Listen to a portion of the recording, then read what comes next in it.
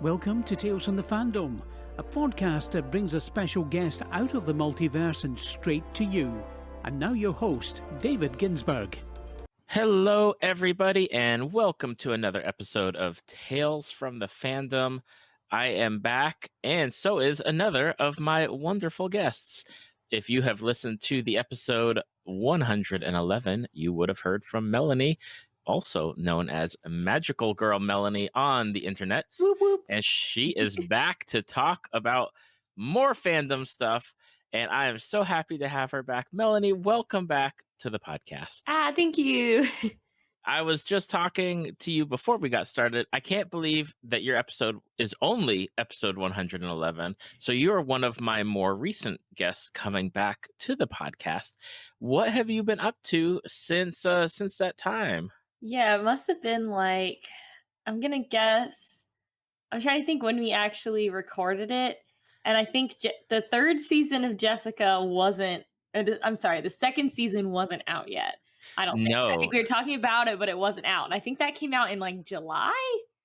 Yeah, I think because we talked about Defenders, Yeah. and that had already been out. Your episode came out May 28th, but we probably recorded March or April of 2018. Okay, so probably like a year ago. Mm-hmm. Yeah, about that. Yeah. Mm-hmm. Sounds about right. So what's going on? What's happening in the magical girl world? Or in your world, I should say. Well, I am trying to get better at cosplay. Work kind of gets in the way. But, you know, I've been my friends are really, really good at cosplay, and they have been awesome at helping me try to get better at it. My friend Sarah, I feel like she's kind of become like my own little like pocket cosplay guardian that I'm just like, hello, question. How do I sew this?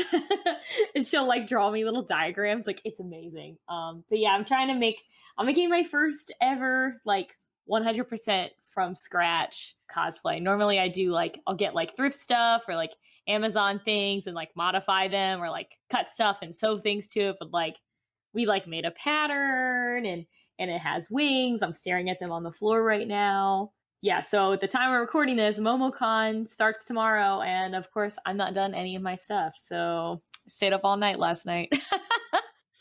Well, I just want to say thank you for taking the time out of your very intense schedule to come back and record this while the wings are staring at you from the floor. I just figured it would be a really good, probably much needed break to converse with a human being about happy things. Well, for those of you who may not have listened to Melanie's episode previously, I'm just going to run over a few of the things that we talked about, and we can, briefly tackle them before we dive into some new stuff.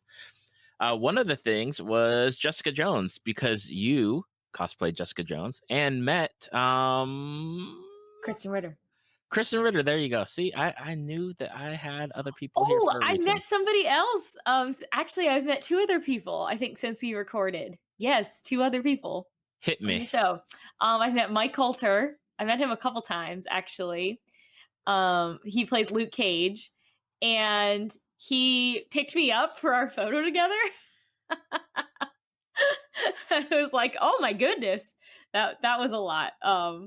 No, he was very nice. I laughed very hard. I'm laughing very, very hard in the photo. I'm dressed like Jessica, of course. And then I have a picture with David Tennant from last year's Emerald City Comic Con. But like, those convention photos, you like walk up and you like take the photo, and I look very anxious in it. And so I wanted him to sign my Jessica DVD because Kristen Ritter signed it and I had Mike Coulter sign it. And so I got in line to meet him at C2E2, and they were doing kind of that like zigzag line for like the autograph. It wasn't super long. So it was like right when I got in the line, I basically was like walking up, like right up to him at the table, and he like looked up and like saw me. And I think my face was registering some kind of displeasure, anxiety. I was also dressed like Jessica. And he's he strikes me as like a really like perceptive, like normal, nice dude. Because when I walked up, he wasn't like, "Oh, hey, Jessica." He was like, "Oh, like, how are you doing?" Like, blah, blah, blah. Like, talk to me like a normal person. And I was like, this guy can tell that he makes me anxious. Like, I know it's not real. He's just really good at his job. And, you know, he's really good at his job. So yeah, he's like a little scary to like make eye contact with, you know? I never watched Doctor Who or anything, so I don't have that like fallback to be like, like Mhm. nice guy. I'm like, you're creepy in Harry Potter too. So I I didn't do it, but I have this joke that I said I was gonna walk up to him with my Jessica DVD in my Jessica clothes and be like, "Hey, I loved you in Harry Potter." And be like, But yeah, so that was fun. He was like, "Oh, I have a podcast." And I was like, "Oh," because I said, "Oh, I met Kristen Ritter and she signed my DVD." And he's like, "Oh, I was just talking to her on my podcast the other day." And I was like, "What's your podcast called?" And he's like, "David Tennant Talks With," and then it's whoever I talk with. And I was like, "Oh."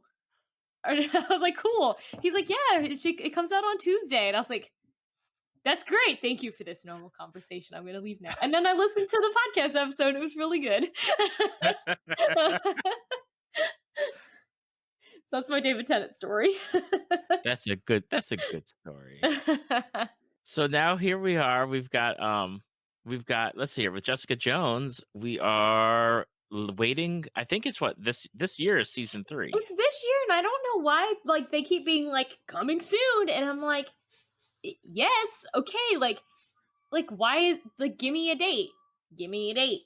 How hard is it? I'm like almost wondering if they're just gonna pull like oh surprise, it comes out tomorrow, and I'm gonna be like, whoa, panic.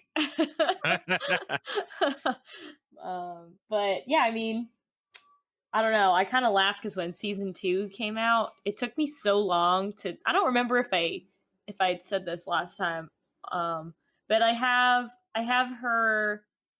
I had one pair of her jeans that are like the same jeans from the show. I like tracked them down. I have her bag. I have one of her shirts. There's something else. Oh, her shoes. Of course, her shoes.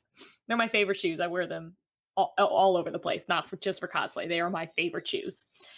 And then, of course, right as I had gotten the jeans, season 2 came out, and she was like, "I got to get new jeans." And I was like, "Come on, girl. I just got these." But I have those jeans too. I have her gray jeans. So last year at Dragon Con, I did one of her like season 2 looks because I was like, oh, I don't have to wear the scarf and I can unzip my coat. So much cooler. Not really, but yeah, those gray jeans with the rips in it. They're what they're called, Japanese denim made by an Italian jean company. They're supposed to be like $400 jeans. I did not pay $400 for them, not even close. But yeah, like having the jeans in my possession, I'm like, I do not know what makes these different from a $20 pair of jeans from Old Navy, but whatever.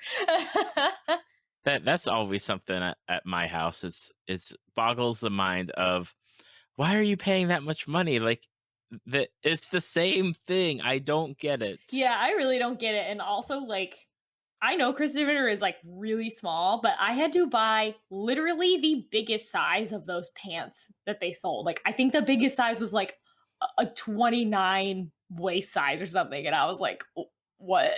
How is this the biggest size of these pants? So yeah, it was strange. I mean, it's fun even just from like a collection point of view of being like, I have these pants from the show, but like I can't imagine just being like, I like those pants and they're $400 that I'm gonna get them. So are you looking forward to season 3? Because I guess, and I don't think I've talked about it with anybody. When Netflix decided to cancel or whatever happened, I assume it was on Netflix's side, Yeah. or it was on Marvel's side because of Disney Plus coming out. I stopped watching. I didn't watch Iron Fist season 2. I didn't watch Luke Cage season 2. I haven't watched any of the Punisher seasons, I haven't seen The and Punisher. it's like I don't know, because I also know that they have like this 2-year where they can't have any of the cast come back as those characters, and now whatever they were going to do or thought about doing, even if it was going to go on to Disney Plus, it's like I shrugged my shoulders, and I don't know if I'll get to it. I don't see it going on Disney Plus because, like, why? First of all, like, Iron Fist wasn't even well received. I didn't watch the season 2 because I didn't really care for season 1. So, but it's like, why would you make more of a show like Iron Fist when you can be like, hey, Disney Plus, we're gonna have a Loki show? Like, Right. like I just don't see it being important to them. Now, like, I will say, like, Jessica, they already had a setup, like they knew they were gonna have a season 3, and I'm gonna guess even before all those announcements, they probably didn't think they were gonna get more than a third season anyway. Like, really didn't think there would ever be a third. The second took so long to come out. So I think Jessica's going to have, like, they're going to wrap it up. I think Luke Cage suffers the most from that because I loved the first season. The second season, I think, is really, really, really good. And they kind of ended on a cliffhanger. They definitely didn't know they weren't going to get to make more. Oh no. So you are kind of right in that sense of, like, if you don't want it to make you mad, but I really loved season 2. I thought it was great.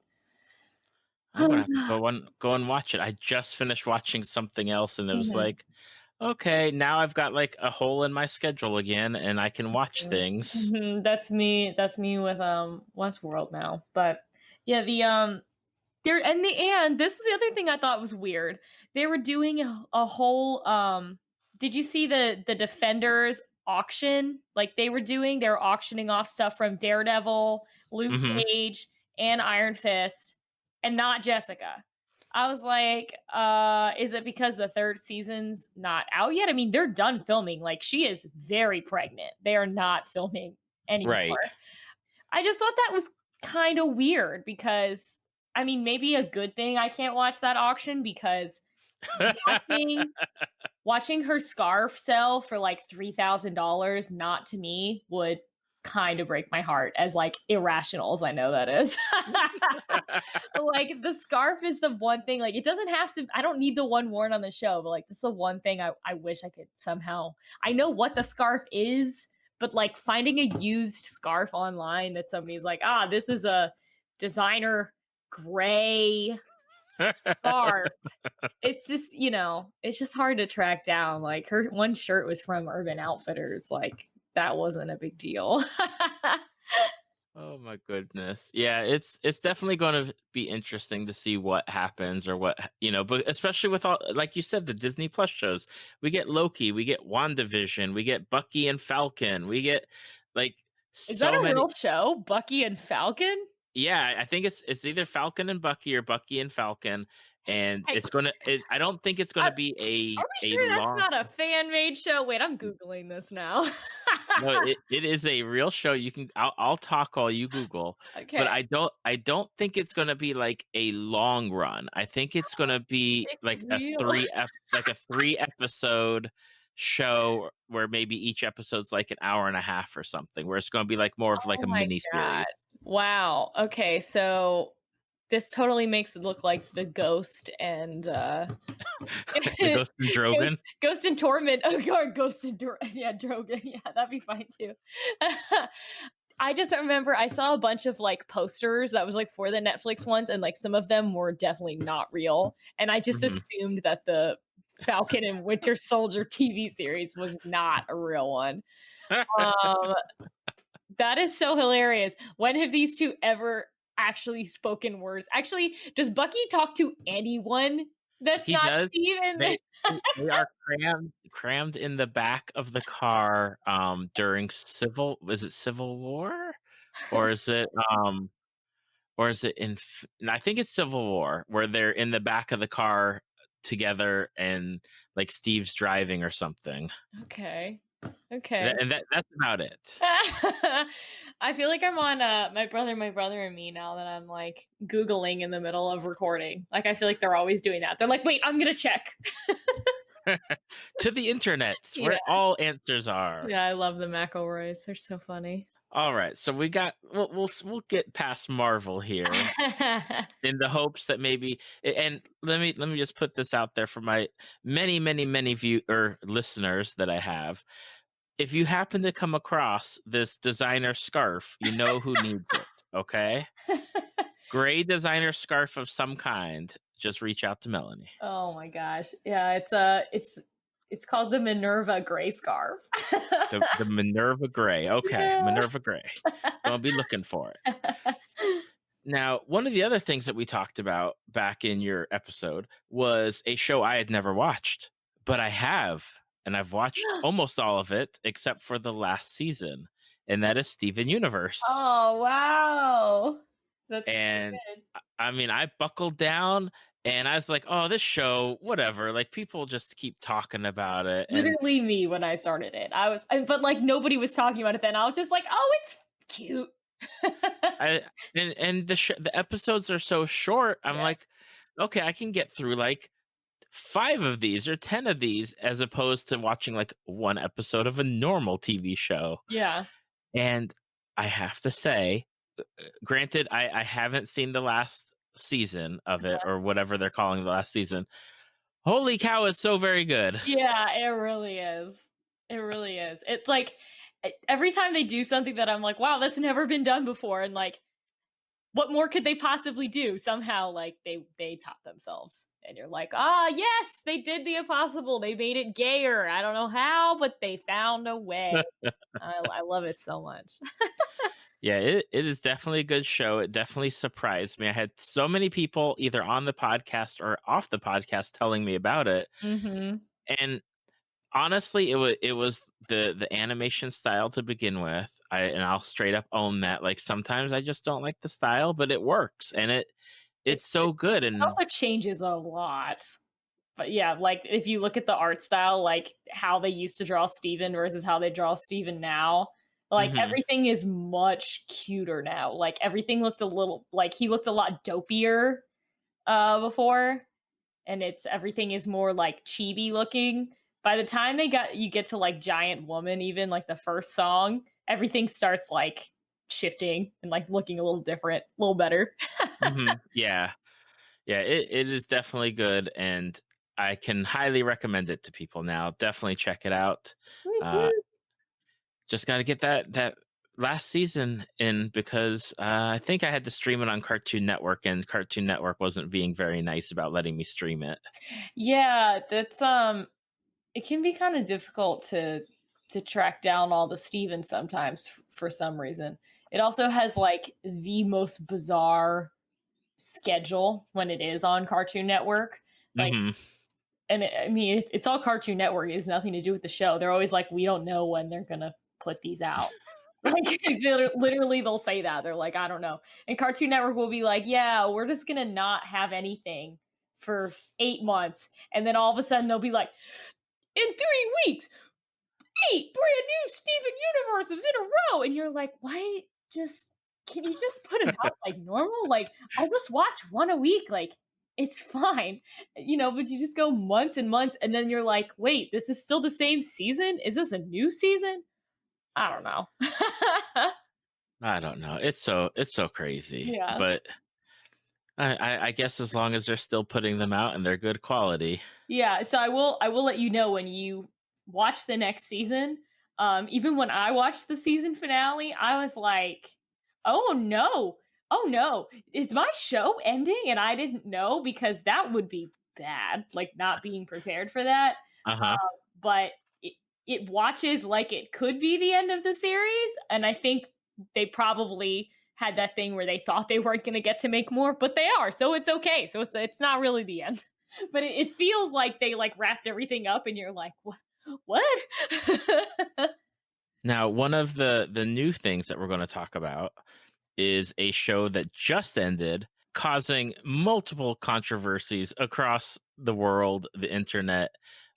probably even into space. Who knows? Because we don't have contact with aliens yet. But Game of Thrones just ended, as we record this, not even a week ago. So were you originally watching Game of Thrones? Was it something that you just got into like over the past year or two, or what's your story? I think I've been watching it for about 6 years, 5 or 6 years. So it was on at least 3 years, I think, like before I started watching it. Yeah, I know I was living in Florida still, because I remember like watching it in my apartment there. Like that's where I started it. And then I've read all the books, but I did the books on audiobook. It was actually like kind of the thing that got me into listening to audiobooks and podcasts in my car, because when I was living in Florida, the way the lights are timed was just making me so angry. And like the traffic from like people not knowing where to go because they're not from there. Like I needed something to take my mind off of how angry I was in the car. So I started listening to audiobooks, and then I would just listen to George R.R. Martin, his story, instead of thinking about how I'd sat through the same traffic light 4 times already. Right. But the consequence of that is when people are like, what's your favorite? I'm like, you know what? Don't know, because unfortunately they all mix into one big book to me. I'm like, I can tell you whose storylines I'm more interested in, but I can't figure out like which book is which, because it's been so long and I listened to them all in a row. I can totally understand that. So good. I don't even need to ask those questions, but I can definitely ask which characters did you like? Oh, my favorite character ever since I started watching the show. This is normally, when I tell people this in person, they at least used to make sour faces. Is Sansa. I've always loved Sansa. It's like, I kind of joke around that like if you threw me into a room and was like, you have to talk to somebody for about 2 hours straight about something, like the list is like Hunger Games and like Sansa. I'm trying to think, there's another thing, but like the things I could like shout about and be like, I need to tell you why this is important. I loved her from the beginning because I think she's the most realistic character on Game of Thrones. So everyone's always like, well, what about Arya? I love Arya. She's my favorite. I'm like, look, I'm not saying I dislike Arya. I'm just saying that if I saw my own father get executed in front of me, my first instinct wouldn't be like, I'm going to go become a ninja assassin. Like, that's really cool and awesome for Arya, but not super relatable to me for real life. Versus like Sansa, who basically had to learn super early that like, hey, you don't always get what you want, and things don't work out how you think they're supposed to. And she's only 13. So, yes, she did some very crappy things when she was 13, but also who among us can say we were perfect angels at 13? So, right. Like it just always made me really mad that people were like, oh, Arya doesn't want to be a lady and she wants a sword fight, so she should be allowed to do that. I'm like, okay, well, put yourself in 13-year-old Sansa's eyes. She's got brothers. She's got one sister who, doesn't act like a lady, so she doesn't have anything in common with her. And so she obviously looks up to her mom a lot, and her parents were in an arranged marriage and were totally in love, and she had a good home and all this stuff. And so she was kind of looking forward to having that same thing. Like that was her dream. She's like, oh, and just like how my mom came here, like one day I'll go somewhere and my parents will set me up and like we'll be in love and it'll be great. Like bonus, like I'll get to be the queen and like all this stuff. Like I just feel like people pooped all over her for that. I'm like, she's 13.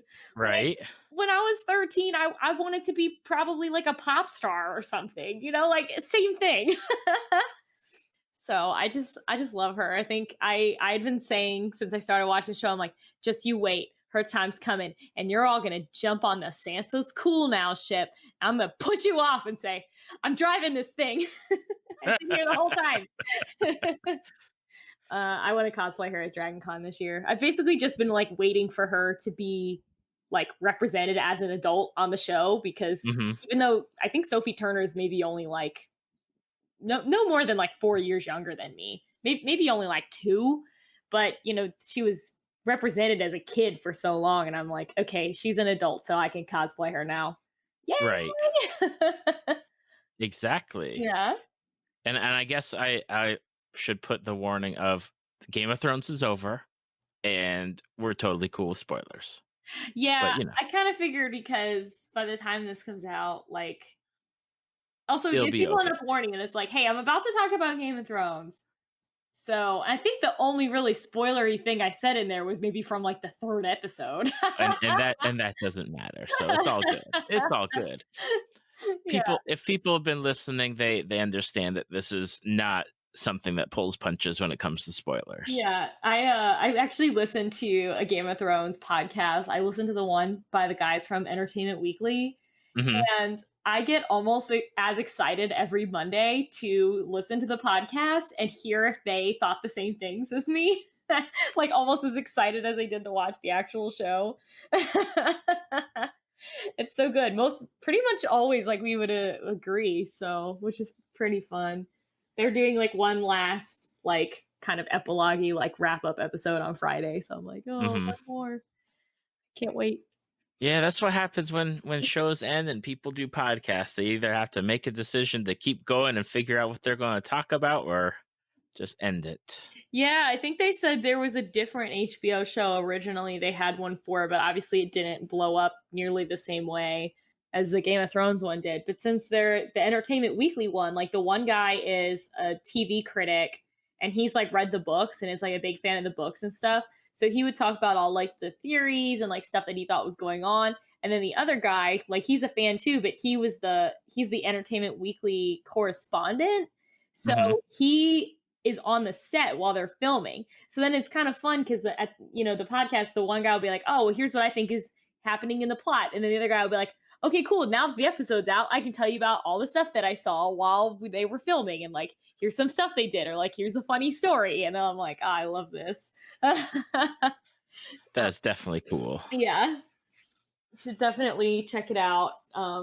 He told a story about his first day on set for season 8. The first scene that he saw was from the very last episode when Dany was giving her speech on the steps. And of course it's not in English. So he's like trying to like get context clues and like figure out what's happening. And I laughed so hard because he said the first lines that he heard in English was Tyrion saying to Jon like, oh, well, she's our queen now.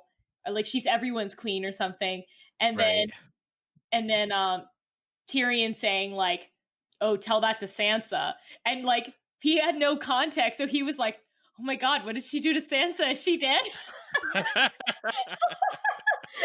And he's like, I spent the whole day walking around being like, how did Sansa die? And that story made me laugh so hard.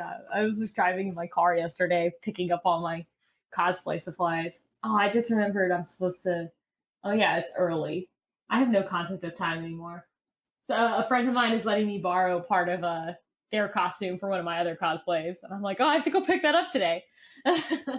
Oh, the joys of time and time management. Yeah. Boo time. Boo. I'm good at it outside of cosplaying.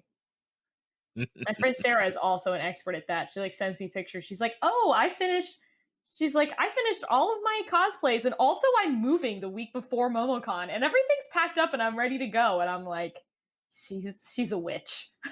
Clearly. And I love her very much.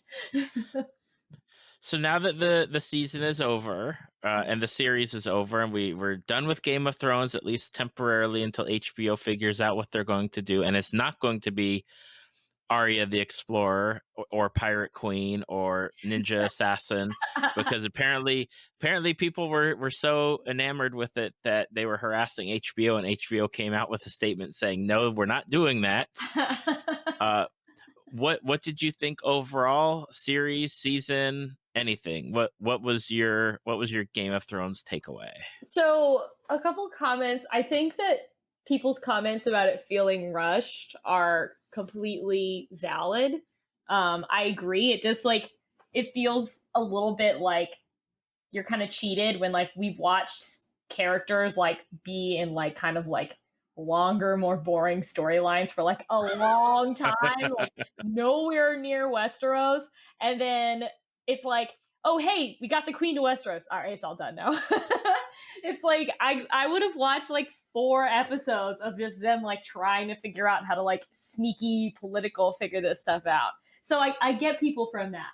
I do not agree with the people that are like, it doesn't make any sense that Dany would have done this or like that Dany would have turned, because it does make sense. I do agree. I think the podcast guy said it like this exactly how I felt when they're like, it's definitely the clues are all there. You're allowed to feel like it wasn't earned though, if you feel like it was like too rushed or whatever. Mm-hmm. So that I definitely agree.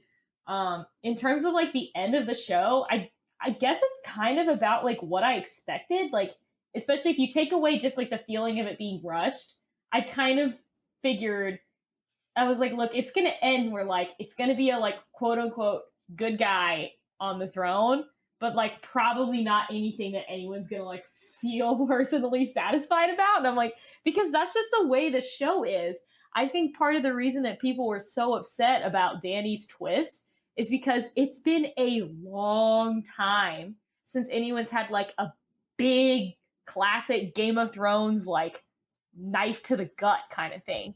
Because there was a whole year, like 2 years in between the last season. And season 7, like no major characters died that you liked. They were all characters that you wanted to die or like side characters. So it's like it's been at least 4 or 5 years if you only watch it when it's on live and you haven't gone back and rewatch it. It's been like 5 years since you've seen like what used to be like a totally normal Game of Thrones twist where it's like something dreadful, and unexpected or whatever. So I kind of feel like the whole like, Dany is evil now. People are like, I hate this and I don't know why the show is like this. And I'm like, don't you remember that like the Red Wedding is like what got people into this show? And then like the inciting incident is like one of the main characters dies. So like this is how the show has always been. So I am kind of curious to see people that watch the show for the first time that go, oh, it's finally over. I'm going to, watch all of it. I think they're going to have really different opinions when they get to the end, when you're not waiting years and years and years in between, that they're going to see it much more fluid. Like, I think it's the 3rd season when Dany is in the House of the Undying, and one of the visions that she has looks like snow, which they're like, yes, because of the White Walkers. But like, it was the ashes. So like, Right. It's always been there. So I think when people that watch the show for the first time binge it, they're going to be like, oh, what's the big deal? I don't think they're going to think it's as weird as we did. That's definitely going to be something that's going to be discussed for a long time, because even my wife, she wants to watch the show, but it's very intensive to where if she's going to watch it, she needs to actually pay attention the entire episode. Yeah. Because in the beginning, there are like 30 different characters that you're meeting, and like even minor characters, they're in the show, and you're like, oh look, there's the Master of Arms for the Stark family. And you get all these people, and eventually as time goes down, they start narrowing the focus a little bit. But she was very excited that it's over so she can start watching, even though she's heard spoilers from me and her sister and everyone else.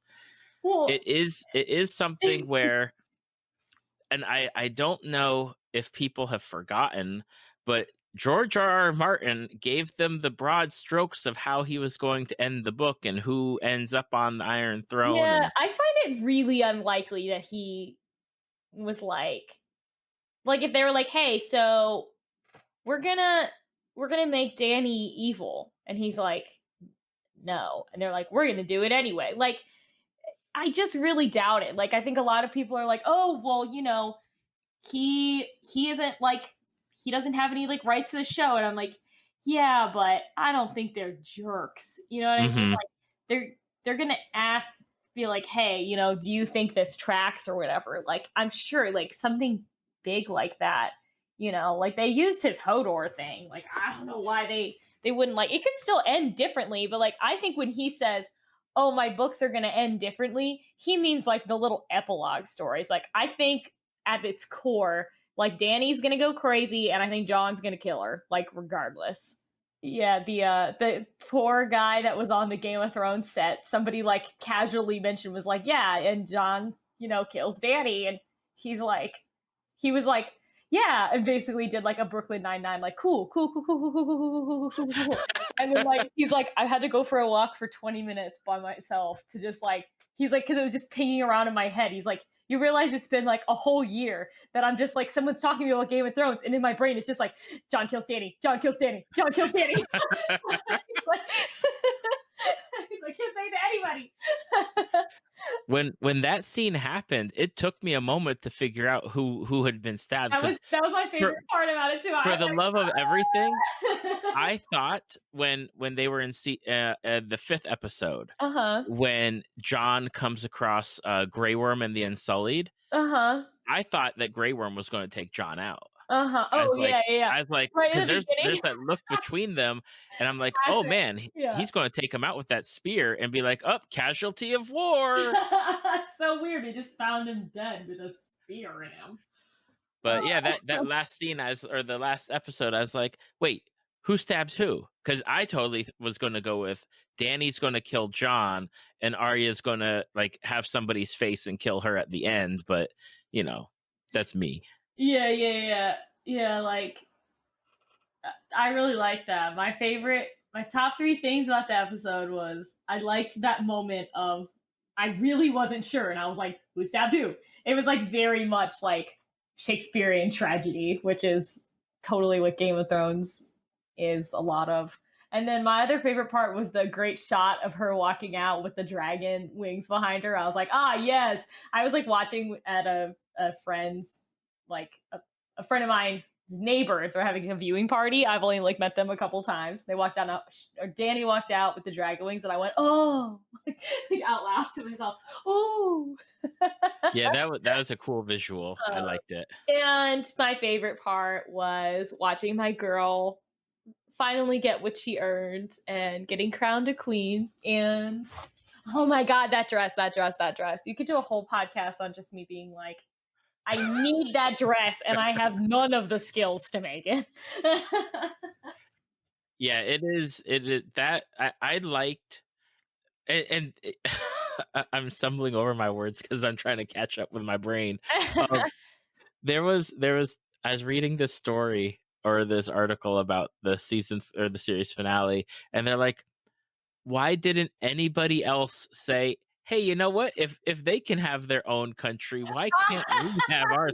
Like, like the Prince of Dorne is just like, nah, I'm good. We'll just keep paying taxes to these people that live nowhere near us. Yeah, like that one country How did I even where get here? I don't know. their whole storyline got thrown out the window, and the Dorns, like the whole Dorne thing, just completely thrown out the window, and they're the ones that are like, yeah, we don't really like being a part of the 7 Kingdoms, which granted the North doesn't either. So it's like the North and the South don't really want to be a part of this whole thing. But yeah, he's just sitting there chilling. Maybe they were like too embarrassed to say anything. They were like, oh, the time has passed. Because they were like, oh, damn, the North was independent first. And they're like, oh, damn, that is her brother, though. But what kills me, because I couldn't figure it out for the life of me until the episode was over, I had no clue that one person was Robin Aaron. I had no idea. I was like, I thought he died, and then and then someone made the comment. I guess breast milk really does make people just really good looking and cool. Oh yeah, like, okay, to your wife's credit of being like, I can't remember who anyone is. Like, I freaking love the show. And when Edmure Tully stood up and was like, well, here's my resume of how I was like, who is that? Oh, I recognized him immediately. I was like, oh gosh, that's Tully. Like Sansa's like, No, just you're embarrassing yourself. Sit down. And I was like, see, look, people just listen to Sansa. She just knows what's up. She's literally the only one who's like, excuse me, you're all obsessed with wanting to rule people. And I'm like, how are you going to feed them? Huh? Huh? Oh my gosh. Sansa's a real queen. She's a real ruler. She is. She definitely. It's almost like I don't like comparing things, but I'm going to. Like, you get to see her finally. I think she got the Ginny Weasley treatment initially, where people were just like, "I don't like Ginny Weasley," especially in the movies version of Ginny Weasley. I would compare her to Skylar from Breaking Bad. Okay, You seen Breaking Bad? I have. Yeah, because like everybody was always hating on Skylar, and I'm like, she doesn't know like what we in the audience knows. Like in the beginning, when everyone was just like, "Ah, she's the worst," and I'm like, no, she's actually like pretty cool. And like I think she also like evolved into people being like, "Oh, you know what? I guess Skylar's okay," and I'm like, she was okay the whole time. That's exactly like how I feel about Sansa. Exactly, and it's a character that had a lot of stuff thrown at her, and she's there in your face. Yes, you're going to probably be either you're going to like her, or you're not going to like her. And if you're looking at the female characters in the show, oh yes, Arya, the badass little warrior that could. Yeah, ooh, Brienne, yay! Like, okay, right, but Sansa freaking sews her own dresses, and she's still a badass. All right, that's what true badass women come in all shapes and sizes and all different types. So also she literally had her own rapist dogs eat him. Like, come on, how you guys not? She is awesome. I remember like I watched that episode with my family, like when it came out live, and they were like very mortified. And I was like, wow, girl. I was like, you made a choice. Yep, you went down that path, and you're all the better for it right now. She's had her little needle necklace ever since that episode. I love that necklace. Me too. I want so cool. I want like a casual one, like for me to wear. People can be like, "Oh, is that like Game of Thrones?" And I'd be like, "You know it." So I gotta ask, when eventually HBO does come around and do some Game of Thrones sequel, prequel, spin-off, something, are you gonna watch it? Oh, probably. Yeah. Yeah. Yeah, I mean, I'd say I'd go into it with like pretty like low expectations, only because like most things are like that, but I feel like I still get like enjoyment out of stuff like that. Like I like Better Call Saul. Oh yeah, I love Better Call Yeah, Saul. exactly. So like as long as you don't watch it thinking like look, Breaking Bad is like a once in a lifetime perfect thing. Like it's perfect. So, you're not going to get that twice. So you just have to like accept to be like, I'm watching a different story, but it doesn't mean that you can't enjoy it in different ways. You just can't be like, has to be as good as the first thing, because it's never gonna work out. So now, before we started recording, you had brought up something that was I thought was really interesting, and I want you to hopefully share it the way that you shared it previously. When we were talking about like the outrage over the way that Game of Thrones ended, you brought up that it's because more like, and I called it like nerd rage, I think, and you were like, no, this is like a show where like quote unquote like normal, maybe people outside of fandoms are watching, and they're not used to how these shows are ending like this. Yeah, because like when you're a nerd, either like you like anime and then like the anime doesn't have an ending, or like I haven't seen Firefly, but anybody who has will tell you how there's no ending. So I know that. So it's almost like I feel like nerds, like we're like more prepared for like the heartache to be like, we might not like how this thing ends because we commit and obsess over lots of things. So it's like, yeah, things don't always end the way you want, and we get like worried about that. So like we're a little more used to it, and I think everybody else is like, like there's a really good meme that's like, oh, Game of Thrones like showing normal people what it's like when the the anime passes the manga, and it's like, yeah, though. Season 7 fan fiction Game of Thrones. That's what I was calling it 2 years ago. I was like, what? I was like, fan fiction Game of Thrones when the writing's not very good, but I'm still having a good time. It's better than like 100 episodes of Naruto filler. Yeah, that's why I don't actually watch that much anime, because I'm really picky about like my storylines, and I don't like long things, which is why I was nervous about Endgame. I was like, there's no way I'm gonna like this movie. It's 3 hours. I actually loved it, so they got me on that one. Yeah, there was a thing for Game of Thrones, the finale. I'm trying to think of where I was going with that. Let me think here. Oh, it was because you mentioned like not getting you don't want to get invested in certain things. Mhm. At a certain point, I stopped watching any TV show that was on Fox Wow. because Fox would either cancel it after like 2 or 3 episodes or do a Firefly to it, Ugh. or they or especially with King of the Hill in its last several seasons, where they would be like, oh, football is still on, we will not show you any of the episode, and then you might see it when we release the DVD later. Like I stopped supporting any Fox That's shows. not I was like, cool. I can't get invested in a Fox show because they'll screw it over somehow. Wasn't Brooklyn Nine-Nine on Fox? It was. I'm so glad it got rescued. Me too. I'm very happy. I with that. love it. I just got into it last year. Yeah, I really love it. It's Lots so of favorite good. characters on there. Cool. Say that all the time. I got my boyfriend started saying it, and he hadn't seen any of it, and I was like, you gotta watch this, man. And he likes it now too, because he's like, I only watch anime, and I'm like, no. Also, you're gonna like this. He loves Brooklyn Nine-Nine.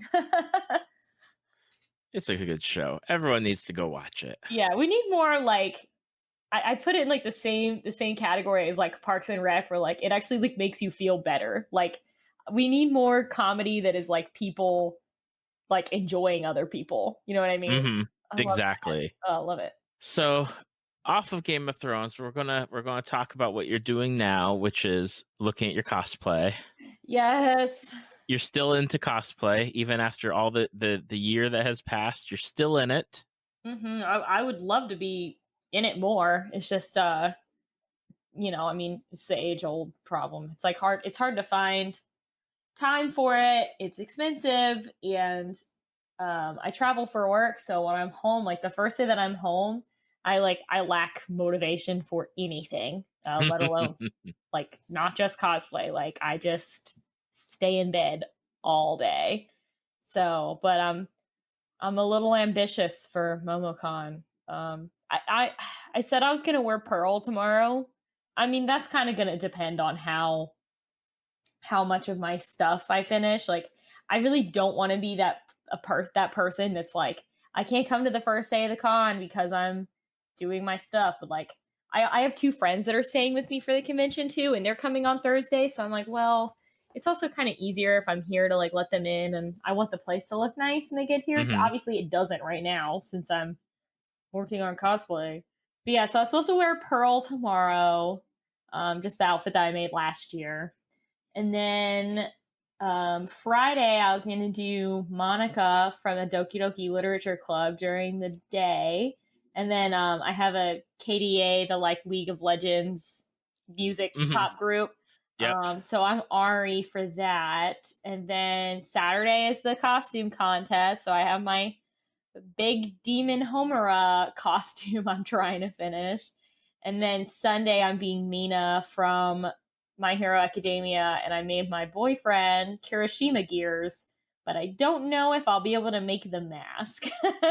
So it's a lot.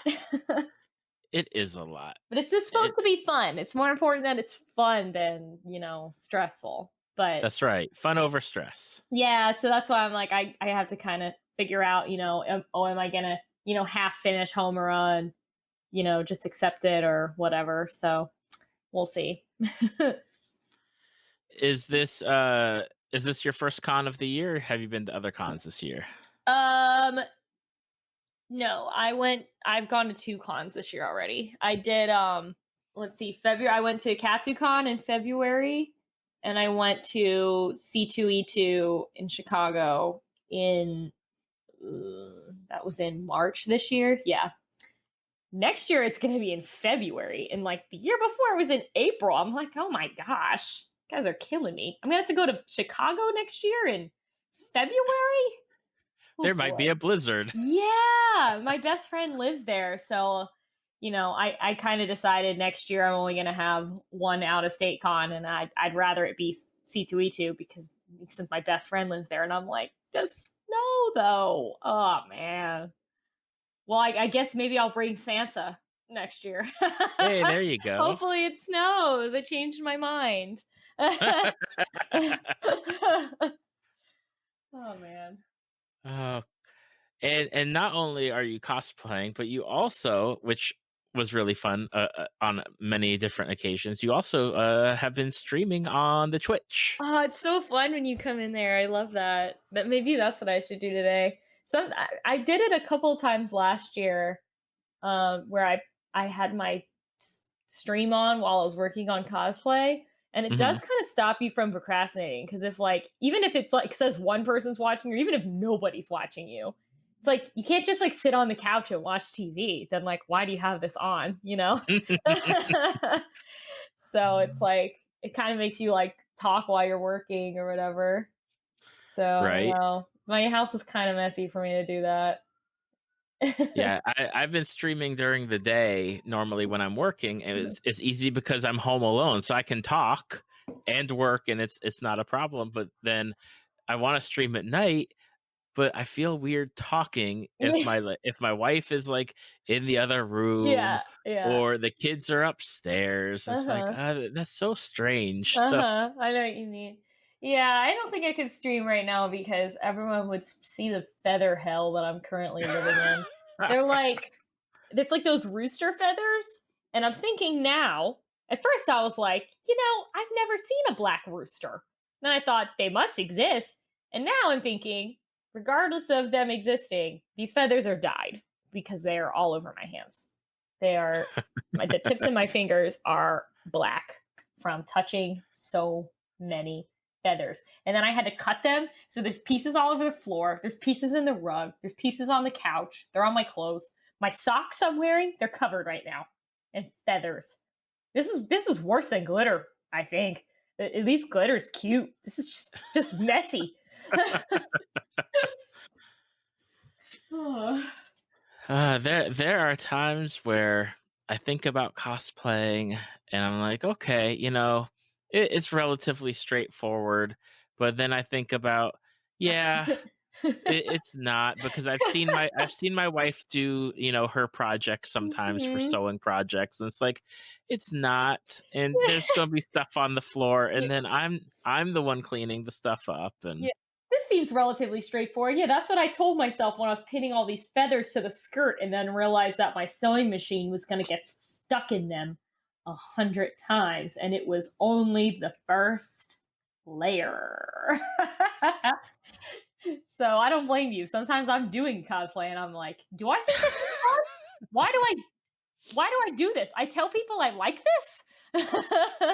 But like when you get in a really good groove, it's like, and then something looks good, you're like, yes. But like I feel like that feeling is like 10% of the time. I like wearing it. I like when it's done. But it's the getting there. Yeah.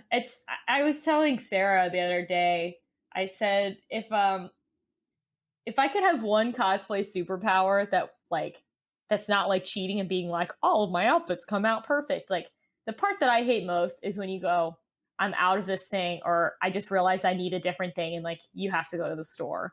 Like I live in Atlanta. That takes forever.